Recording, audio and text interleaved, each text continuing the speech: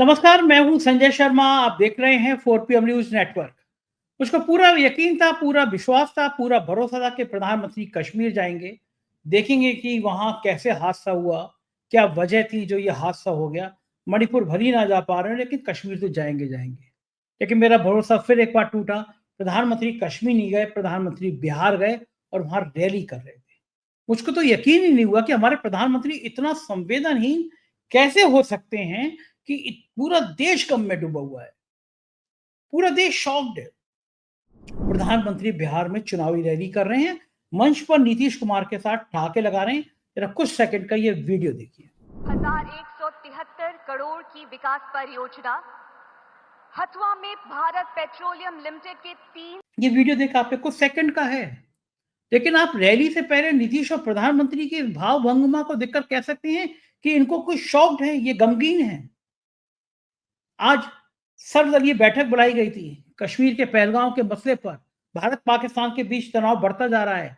पाकिस्तान ने भी वही किया जो भारत ने किया, सब कुछ यात्रियों के वीजा कैंसिल कर दिए और कहा कि हमारे क्षेत्र से कोई उड़ान नहीं भरी जाएगी।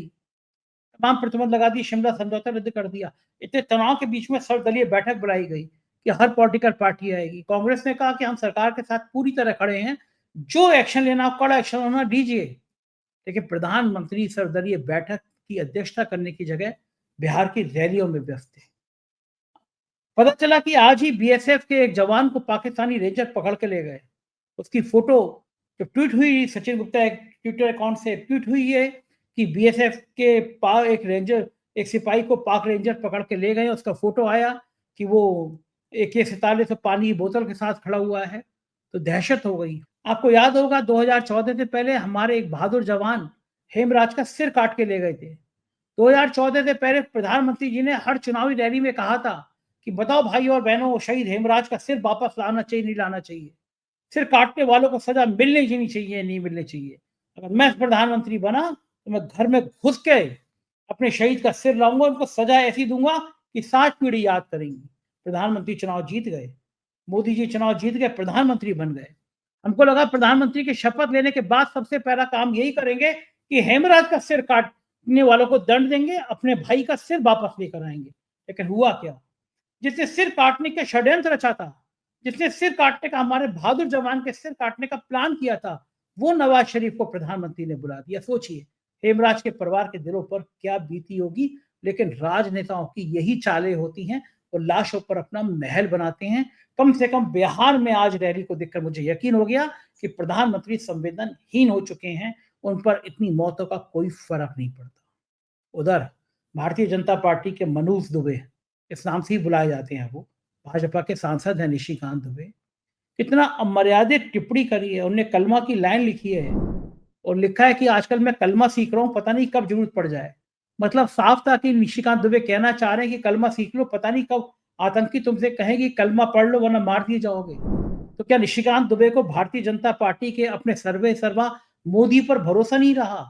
पहले जेपी नड्डा को उनके भक्त लोग बहुत गालियां दे चुके हैं, निशिकांत दुबे के भक्त, और अब मोदी के लिए ऐसा कह रहे हैं निशिकांत दुबे, कह रहे कलमा पढ़ लो। यानी आप मोदी कहते हैं डरना डरना नहीं है और डरा के रखूंगा, उसके सांसद डर रहे हैं कि कलमा पढ़ लो। लेकिन उसके पीछे मकसद ये है, जैसे भाजपा के कई नेता भावना भड़काने में लगे हुए हैं, वो हिंदू मुसलमान करना चाहते हैं। जबकि कश्मीर से जो लोग लौटे हैं, छत्तीसगढ़ भारतीय जनता युवा मोर्चे के नेता हैं, वो लौटे हैं। उन्होंने एक मुस्लिम का शुक्रिया अदा करता हुआ कहा है कि आपकी वजह से हमारी जान बच गई। कश्मीर के लोगों के पहलगांव में, श्रीनगर में जुलूस निकल रहे हैं आतंकवाद के खिलाफ। ये पहली बार हो रहा है कि पूरा कश्मीर खड़ा है आतंकियों के खिलाफ। कश्मीर के लोग कह रहे हैं हमें मार दिया जाता तो ज्यादा अच्छा रहता, लेकिन हमारे छाती पर ये पत्थर की तरह बोझ हो गया है कि हमारे जो मेहमान हम भगवान की तरह मानते हैं, मेहमानों पर हमला हुआ है। ये देश है, ये मुल्क है, लेकिन कुछ लोग इसको नफरत की आग भड़काना चाहते हैं, हिंदू मुसलमान करना चाहते हैं। इन तमाम मुद्दों पर मैंने अभय दुबे जी से बात करी, ले चलता हूँ। बहुत शानदार बातचीत है। चैनल को सब्सक्राइब करिए, ज्वाइन करिए और अभय दुबे की बातचीत सुनिए। 4PM न्यूज नेटवर्क में स्वागत है अभय दुबे जी आपका। पूरा देश गमगीन है। शायद ही कोई इंसान ऐसा होगा कि जिसने वो वीडियो ना देखे हों कि पत्नी रो रो के कह रही है कि हमने क्या बिगाड़ा था किसी का। वो टीवी पे जब परिवार के लोगों के बयान चलते हैं, मैंने देखा कि मेरे घर में और बाकी मेरे मित्रों के घर में सबको रोना आ जाता है देखकर कि कैसे पहलगाम घूमने गए थे और लौटे तो लाश मिली। पूरा देश गमगीन है, उम्मीद थी कि प्रधानमंत्री जाएँगे कश्मीर में घटनास्थल का दौरा करेंगे, बहुत बड़ी घटना है देश के पिछले कई सालों की सबसे बड़ी घटना है। लेकिन मुझे पूरा यकीन था कि कम से कम इतनी संवेदना तो प्रधानमंत्री के अंदर होगी कि वहाँ जाएँगे, देखेंगे कहाँ चूक हुई, क्या चूक हुई, इसकी करना भी चाहिए प्रधानमंत्री जी को। मणिपुर नहीं गए अलग विषय है, मणिपुर गए लेकिन कश्मीर तो जाना चाहिए था। कश्मीर तो गए नहीं लेकिन मैंने उससे ज़्यादा शर्मनाक वाक़या देखा कि वो बिहार में पहुँच गए और रैली कर रहे थे। मतलब अभी 48 घंटे नहीं हुए, लोगों की आँखों का आँसू नहीं सूंघे। बिहार में जाके वो आतंकवादियों को ललकार रहे थे कि हम तुम्हें छोड़ेंगे नहीं, तुम्हारा वो हश्र होगा। और भाषण देने से पहले वो नीतीश कुमार के संग ठहाके मारते हुए, उनके वो वीडियो वायरल हो रहे हैं कि दोनों मंच पे बैठ के ठहाके मार रहे हैं, हँस रहे हैं। और उसके बाद कह रहे हैं आतंकियों को छोड़ेंगे नहीं, एक लाइन इंग्लिश में भी बोली ही। और भक्त लोग कह रहे हैं कि इंग्लिश की लाइन का मतलब ये है कि पूरी दुनिया को वो समझाना चाह रहे हैं। क्या उचित था ये? क्या ये ठीक है कि बिहार में चुनाव होने वाले हैं, मान लिया चुनाव होने वाले हैं, लेकिन क्या आज की रैली पोस्टपोन नहीं की जा सकती थी? कानपुर दौरा था प्रधानमंत्री का, रद्द कर दिया गया, लेकिन बिहार का रद्द नहीं कर सकते थे, चुनाव है बिहार में। ये रैली टाली जा सकती थी कुछ दिनों के लिए, देश इतने गम में है, कश्मीर जाते लोगों के घर, किसी के घर चले जाते, लेकिन चुनाव की रैली करने गए। प्रधानमंत्री के मन में कुछ संवेदना बिल्कुल नहीं है क्या? क्या लगता है भैया आपको? देखिए, भारत के प्रधानमंत्री से ये उम्मीद की जाती है कि ऐसे मौके पे वो पूरे देश का नेतृत्व करेगा। वो आगे-आगे चलेगा और हम सब लोग उसके पीछे-पीछे चलेंगे। हम लोग किसी भी विचारधारा के हों, किसी भी दल से संबंध रखते हों, हम सरकार के प्रति आलोचक हों या सरकार के प्रशंसक हों, हम भक्त हों या सरकार के विरोधी हों, हम जो भी हों, ये एक ऐसा मौका है जिसमें सब लोग, जो प्रधानमंत्री है उसका नाम नरेंद्र मोदी हो या कोई नाम हो, प्रधानमंत्री के पीछे-पीछे सब लोग चलने के लिए तैयार हैं, क्योंकि वो भारतीय राज्य की शक्ति जो है, भारत के राजनीतिक केंद्र की शक्ति जो है, वो उसका प्रतीक है। अच्छा, नरेंद्र मोदी क्या कर रहे हैं? नरेंद्र मोदी चुनावी मशीनरी के प्रतीक हैं।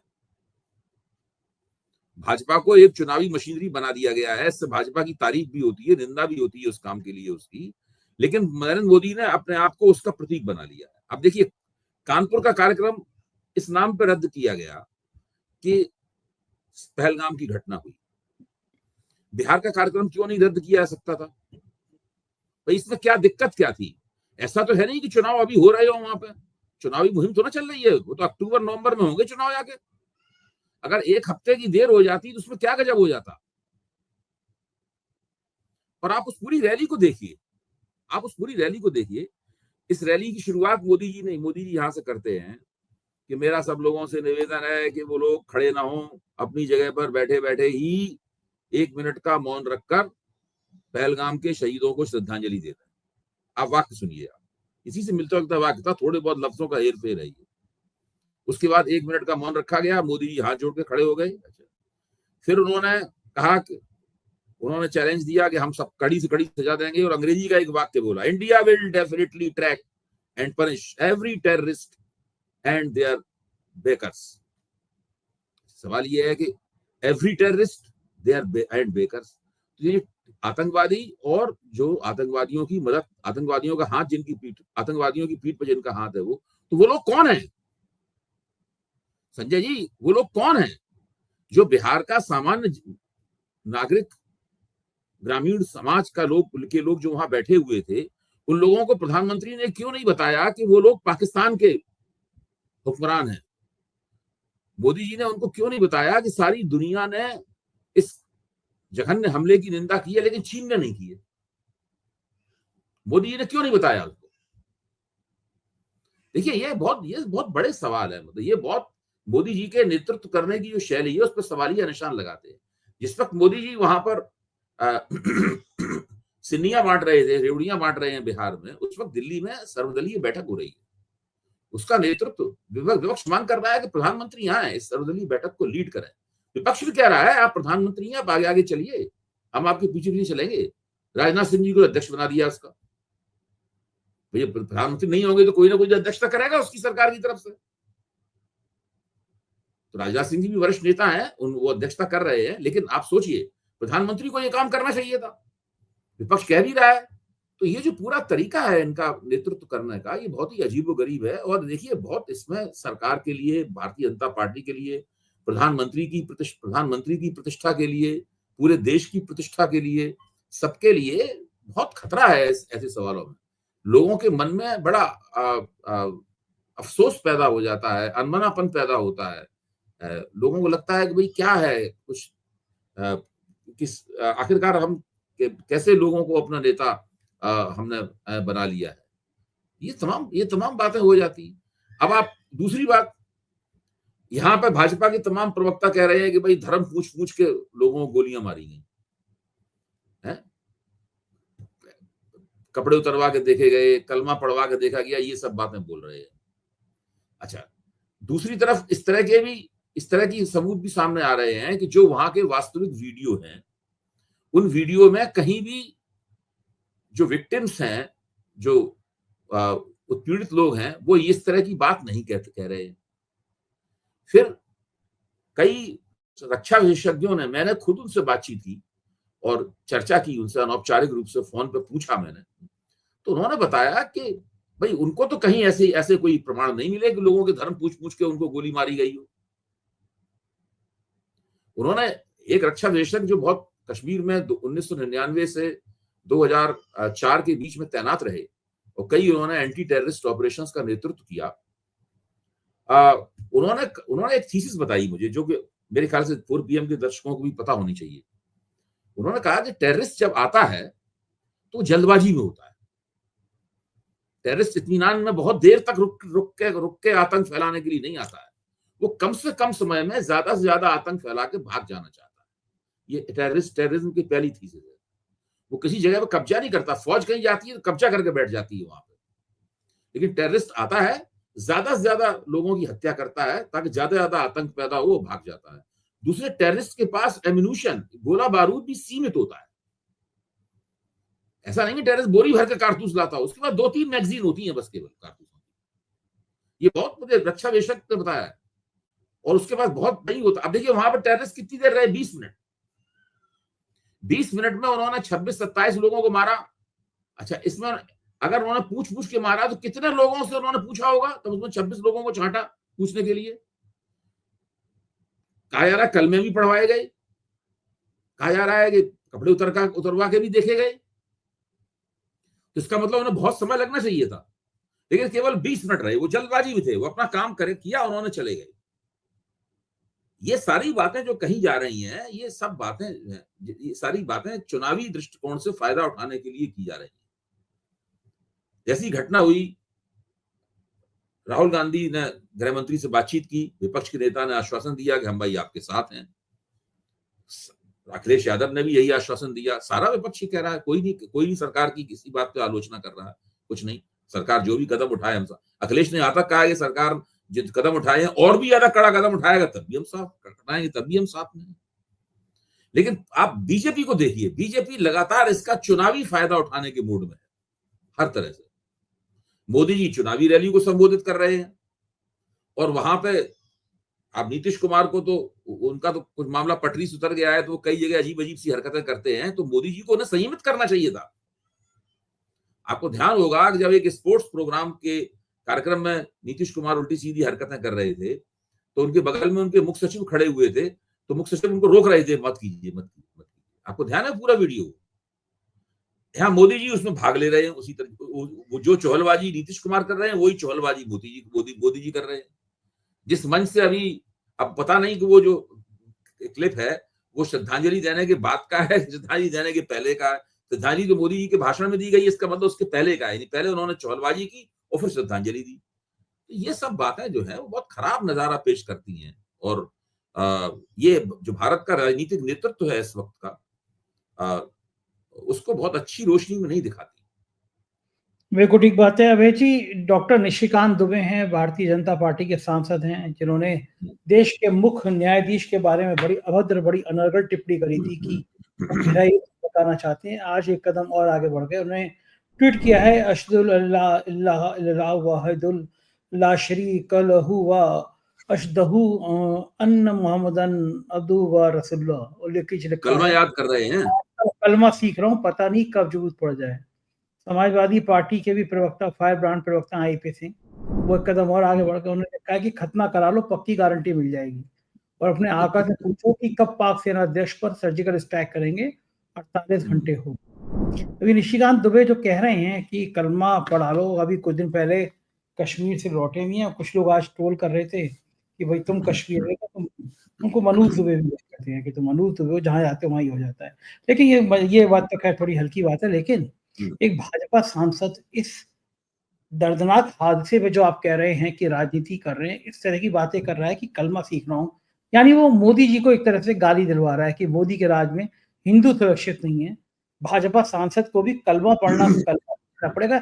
इसका एक मतलब तो ये भी निकाला जा सकता है कि तुम्हारा सांसद सुरक्षित नहीं, कलमा पढ़ के मैं इसका मतलब ये निकाल, आप जो बातें कह रहे हैं इनसे सहमत होते हुए मैं इसका एक और ठोस मतलब और निकालना चाहता हूँ। वो मतलब ये है कि इस घटना के ऊपर भारतीय जनता पार्टी की अपनी रणनीति स्पष्ट नहीं है। आमतौर पर भाजपा एक ऐसी पार्टी है जो स्पष्ट रणनीति के साथ में एक आवाज में बोलती है, एक तरीके से वो काम करती है। यहां नीति स्पष्ट नहीं है। अब मोदी जी बिहार में जा रहे हैं, वहां पाकिस्तान का नाम लेने में उनको क्या दिक्कत थी? चीन का नाम लेने में उनको क्या दिक्कत थी? जो बैकर्स हैं, यानी जो आतंकवादियों के की पीठ पर जिनका हाथ है, उनको शिनाख्त, स्पष्ट रूप से शिनाख्त करने में उनको क्या दिक्कत थी? या तो उनके ही दिमाग में कोई भ्रम है, कोई है कि भाई ये मामला क्या है, इसमें कैसे क्या किया जाएगा। मुझे तो लगता ये है कि जो पाकिस्तान के खिलाफ जो डिप्लोमेटिक कदम उठाए हैं, 5 कदम उठाए हैं इन्होंने, उसके बाद तो अब एक ही कदम उठाना बाकी रह गया है। मुझे नहीं पता है क्या सरकार ने, मैं पूछना चाहता हूं, क्या सरकार ने एक राजनीतिक निर्णय लेकर फौजों से कह दिया है कि आप कीजिए, समय आप तय कीजिए, कार्रवाई कैसी करनी है ये आप सोच के देख के बताइए और कार्रवाई कीजिए। तो क्या होने वाला है? क्योंकि सर्जिकल स्ट्राइक, ये सब चीजें जो है ना, इनको तो इनका महत्व कुछ नहीं है आज के माहौल में। एक बार हो चुका है, उसका राजनीतिक दोहन मोदी जी कर चुके हैं। अभी अगर दोबारा सर्जिकल स्ट्राइक वगैरह करेंगे तो उसमें जनता पे उसका कोई असर नहीं होगा, लोगों को कोई तसल्ली नहीं होगी उससे। अब इन्होंने जो इनके प्रवक्ताओं ने और इनके समर्थकों ने और गोदी मीडिया ने जो माहौल बनाया है, उस माहौल के मुताबिक तो इन्हें केवल पीओके पर हमला करने से कम में लोगों को तसल्ली नहीं होगी। इन्हीं की कॉन्स्टिट्यूएंसी को, लोगों का मतलब यह है कि इनके जो हिंदुत्ववादी हैं, जो इस वक्त युद्धोन्माद फैला रहे हैं पूरे देश के अंदर, जो है इसमें चीख के टीवी पे कहा जा रहा है कि तय करोगे आधा पीओके लोगे कि पूरा पीओके लोगे कि चौथाई पीओके लोगे। तो अब तो ये प्रतियोगिता हो रही है ना लोगों में कि पाक अधिकृत कश्मीर पूरा कब्जा करना है कि आधा कब्जा करना है। अब इनसे पूछो कि पाक अधिकृत कश्मीर का एक हिस्सा चीन के पास है। चीन वहां पर इंफ्रास्ट्रक्चर बना रहा है, सड़कें बना रहा है? जो उसका बेल्ट एंड रोड प्रोग्राम है वो भी उसमें आता है? तो जब आप भारत कल्पना कीजिए कि भारत वहां हमला करता है पाक ऑक्युपाइड कश्मीर पे, तो केवल उतने पे ही कब्जा करेगा, जो पाकिस्तान के पास है उस पर भी कब्जा कर लेगा, जो पाकिस्तान ने चीन को दे दिया है। चीन से भी लड़ाई करेगा। देखिए, ये बहुत महत्वपूर्ण प्रश्न है, ये बहुत गंभीर प्रश्न है। ये टीवी पे होने वाली जो लफाजी है उससे नहीं तय होते हैं।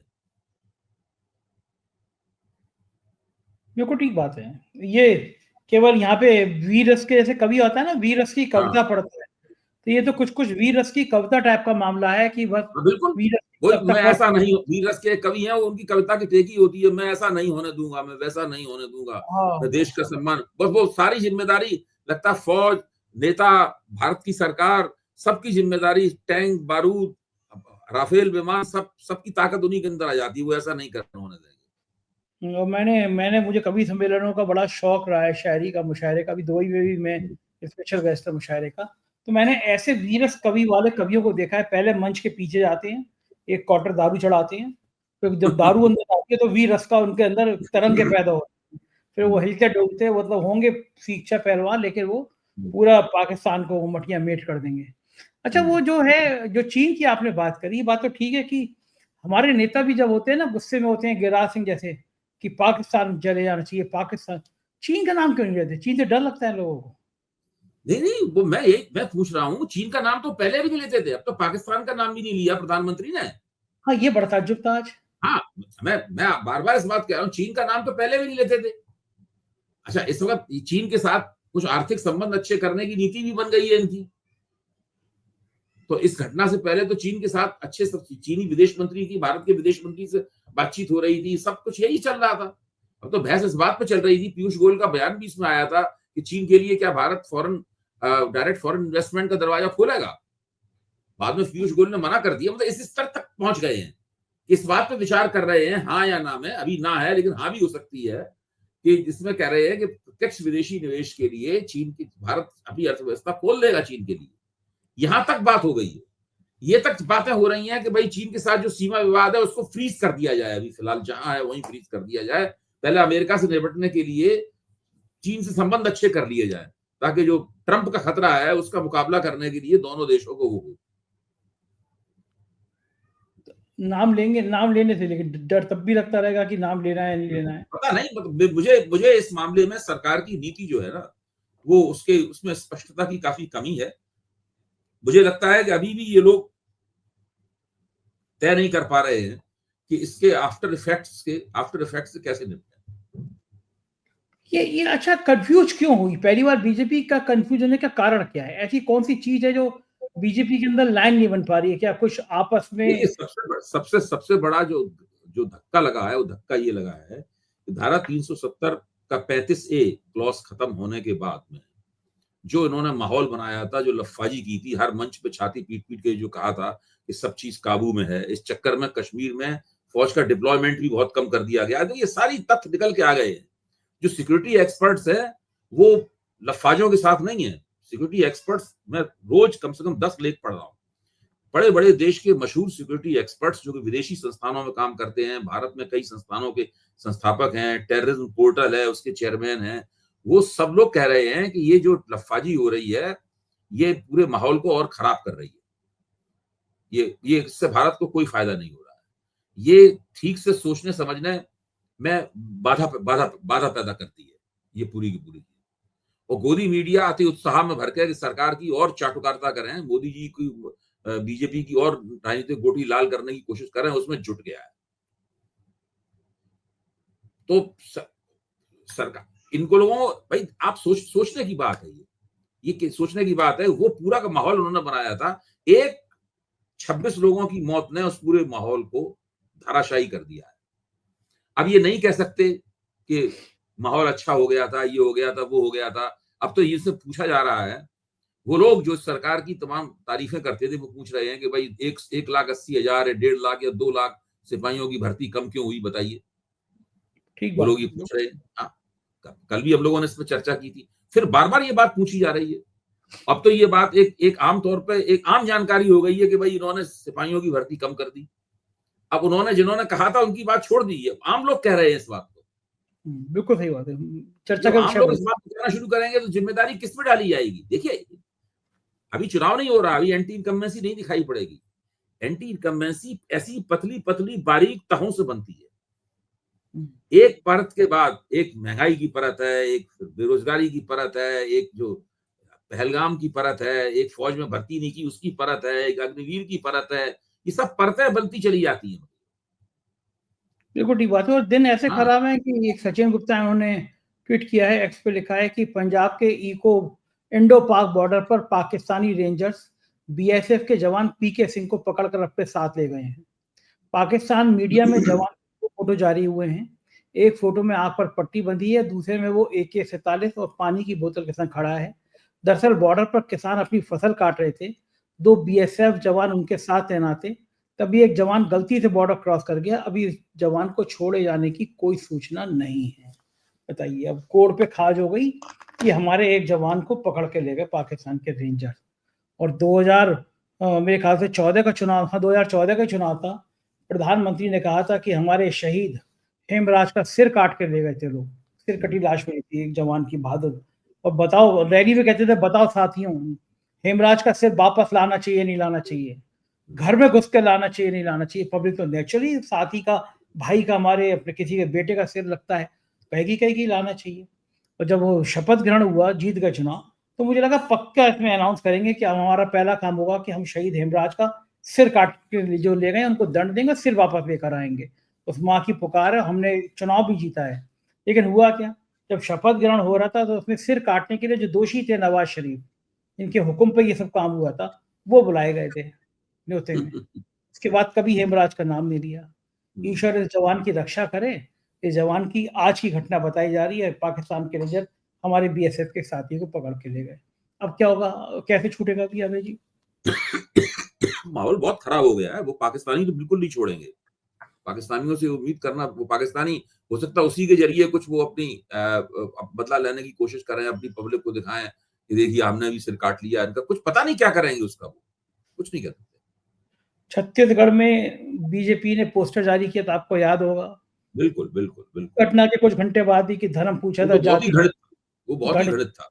आज का सुनिए, हम्म, गुप्ता जी ने फिर एक पोस्ट किया कि ट्वीट किया, छत्तीसगढ़ से भारतीय जनता युवा मोर्चा यानी भारतीय जनता पार्टी की यूथ विंग भाजपा युवा मोर्चा के नेता अरविंद अग्रवाल समेत 4 परिवारों के 11 सदस्य जम्मू कश्मीर घूमने गए थे।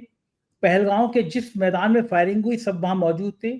टूरिस्ट गाइड नजाकत अली ने, नजाकत अली का फिर नाम कोट कर रहा हूं कि नाम में क्या रखा, नजाकत अली ने इन सबकी जान बचाई। उस मैदान में चारों तरफ लोहे की ताराबंदी है, एक तरफ से जाली कटी थी। नजाकत ने सभी को बाहर निकाला, कार में बिठाया, होटल लेकर पहुंचे। बीजेपी नेता ने लिखा है, आपने अपनी जान दांव पे लगाकर हमारी जान बचाई, हम नजाकत भाई का एहसान कभी नहीं चुका पाएंगे।